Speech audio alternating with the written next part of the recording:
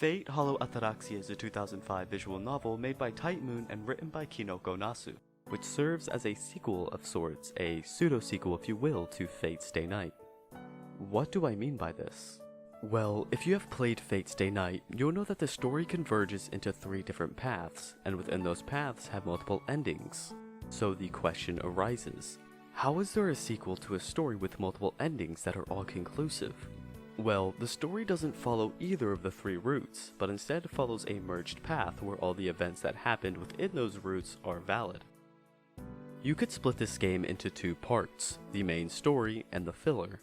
The filler sections are just for talking with certain characters and various comedic scenarios. You could say the main reason for this game was to be a nice slice of life comedy to send off this Fate timeline, saying goodbye to the characters we have come to know and love from Stay Night. If that sounds worrisome to you, don't worry, because behind all that fan service is a well-constructed narrative.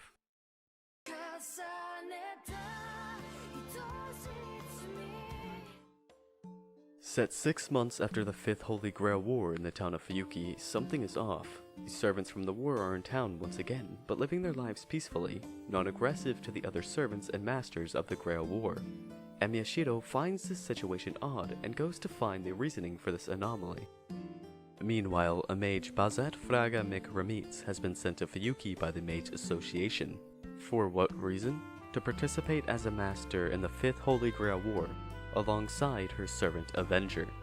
Both Bazet and Shido then find themselves in a 4-day loop and try to figure out the reasoning behind this abnormality. Unlike Stay Night, Hollow Ataraxia has a non-linear story and does not follow a route-based system. Instead of going through the story and picking an answer when prompted, Hollow Ataraxia takes a different approach.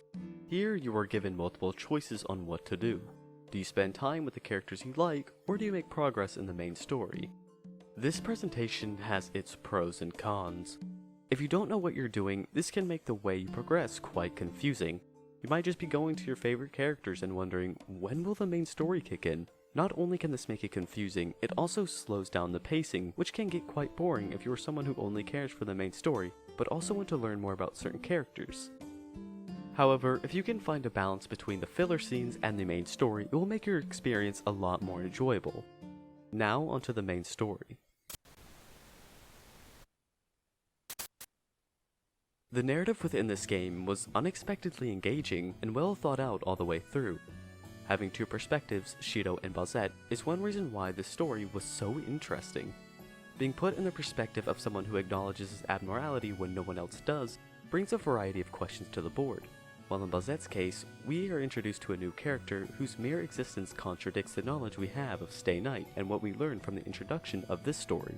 A master in the 5th Holy Grail War we've never seen before? Why has she been sent here if the war is over? An Avenger-class servant? Questions like this arise, and as the main story progresses, so does the amount of questions you have. One thing that some may find off-putting is the build-up. Not that the payoff isn't satisfying, far from that, but the time it takes to answer the questions you have. From the beginning, there's constant build-up about the story of who and what certain things are. These questions don't seem to get answered until the halfway point of the game, which in my playthrough took roughly 26 hours. This also includes going through many filler scenes and ignorance of how to progress. This halfway point is the start of when the questions slowly get answered. The story follows the format of ask a lot of questions in the first half, answer them in the second half, rather than answering as you go. Of course, some of the questions you have are answered in the first half, but none of the major things you'll be thinking about. Some may find this off-putting and cause the first half of the story to be disliked. However, the build-up of the first half is what makes the second half of the story so incredible. I cannot express enough how impressive the plot twists and answers for the questions were. We are given a barrage of questions about the world that it seems like there won't be enough time for a satisfying answer.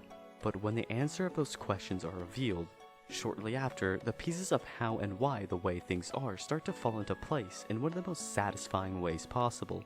Everything soon connects and makes the time you put into the story all worth it. Not only are we given answers to this story, many concepts in Stay Night have been further elaborated on that weren't explained due to them not fitting with the plot, and those did not disappoint. One other problem some might have with the main story is that in the first half there are many moments that can be quite slow.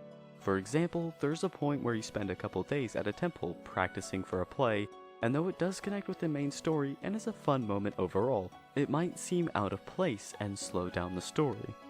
Though this problem is absent in the second half, where there is constant progression. Another thing I was surprised with was how the characters were integrated into the story and how we learned more about them than we did in Stay Night. What makes Hollow Ataraxia fun and enjoyable is undoubtedly the characters. Almost all of the characters from Stay Night are within the story of Hollow Ataraxia, along with some new additions. Surprisingly, many of the older characters got development within the main story.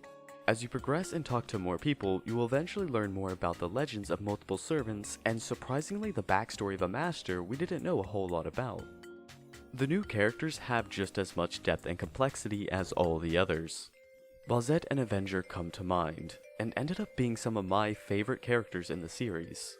You were introduced to these characters who seem as if they're going to be just some one-note characters used to drive the story. However, that is not the case in the slightest. Over time, you see how the situation affects both of them, and they slowly begin to change. This situation they are put in allows them to learn more about themselves and reflect on their perspectives they had of themselves and the world around them. The dynamic between the two is flawless. The banter between them makes their interactions entertaining, while also adding tension between the relationship due to the clash within their personalities and behavior.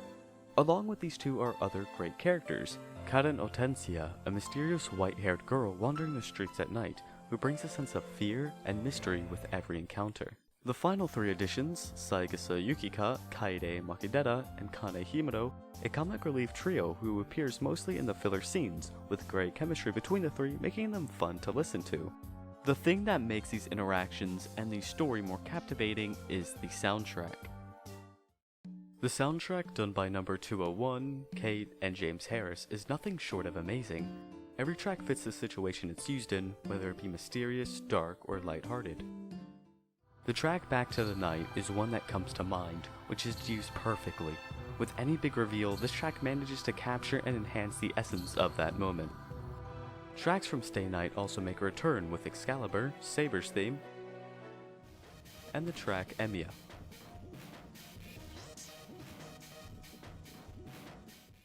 All four openings, depending on which version of the game you play, are all amazing in their own right, fitting the tone for what the story is going for in that moment, and so far is the closest thing we have to an animated version of the story. The art for this game is beautiful, with most of the backgrounds being the same as Stay Night, which is to be expected. The backgrounds and CGs all look amazing due to the amount of detail put into each one of them. Within many scenes, there's a lot more animated moments. Though it is mostly simple things like characters slightly shaking, it is at least something. On the topic of art, the character designs by Takashi Takeuchi is on point with the simple yet unique designs of each character. The way each character is designed makes them stand out without the design being over the top. Every character has at least one special trait with how they look that catches the eye. Simple yet recognizable. Once your journey through the main story is over, there are still things to do if you're interested. First, throughout the game, you will collect various wallpapers with designs by many different artists that you can look at. Second is the Tosaka Shrine. Throughout the game, you gain money for doing various activities. You then use this money to buy things like fortunes, which is just something for fun, it doesn't really do anything except waste your money. Or you can buy Emma, which contains various art and character designs with comments on them by the developers. It's worth checking them out to see the thought that was given to each character's design and what the creators have to say about it. Third are the two minigames, Operation Ilia's Castle, and one called Toraburu Travel Journey.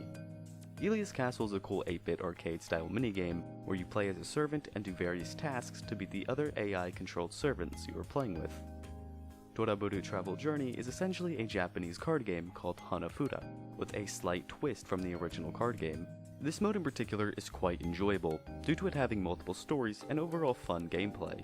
But completing every story will take quite a while, especially if you are unlucky.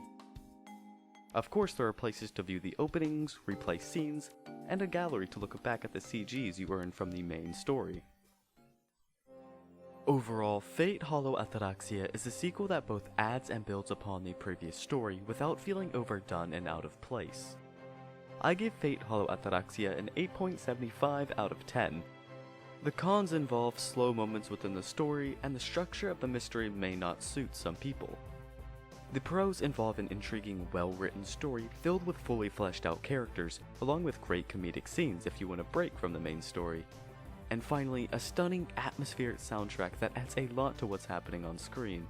Once again, Type Moon and Kinogunasu made a welcome entry to the Fate series. For Fate, I'm doing a chart to compare each and every Fate entry as I get around to reviewing them. So far, we only have Babylonia, and joining it will be Hollow Ataraxia at the 8.75 mark. I just want to say I absolutely loved this game from start to finish. In fact, I had quite a hard time finding the cons to the story. The story had me engaged from start to finish and had a lot of fun spending time with these characters. The various scenarios in the filler scenes were ridiculous and enjoyable. The one thing I hate most about this is, well, it has an end. By the time the credits started rolling, I had a sense of regret of actually finishing it. There were many occasions where I wanted to stop playing just so that there would be more later on. Nevertheless, I feel this was a great send-off to a story that I hold in high regards. My next Fate experience will be the Extra series, which I hope is at least half as good as the main Fate timeline. If you have finished the visual novel for Fate Stay Night, I recommend giving Hollow Ataraxia a try, as it does answer questions you might have had from Stay Night, and provides an amazing main story. If you are interested in Fate Stay Night or Fate Hollow Ataraxia, I will put links to a download tutorial in the description. Well, hope you enjoyed this review, feedback is welcome, and let me know what you think of this game. My next video will be my thoughts and impressions of Tower of God. Thanks for watching, later.